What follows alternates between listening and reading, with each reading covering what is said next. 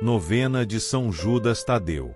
Terceiro dia. Ó admirável São Judas Tadeu, tu que fizeste tão zeloso missionário, aceitando deixar tua terra e pregar o Evangelho para os outros povos, desperta nos corações de muitos jovens de nossos dias semelhante desejo.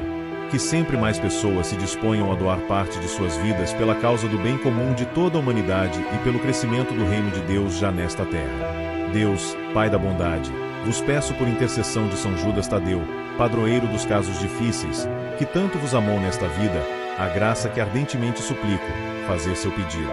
Oração. São Judas Tadeu, glorioso apóstolo fiel, servo e amigo de Jesus Cristo, o nome do traidor foi a causa para que fosse esquecido por muitos, mas a Igreja vos honra e invoca universalmente como patrono nos casos desesperados, nos negócios sem remédio. São Judas Tadeu, rogai por mim que estou necessitado. Rezar um Pai Nosso, uma Ave Maria e uma Glória ao Pai.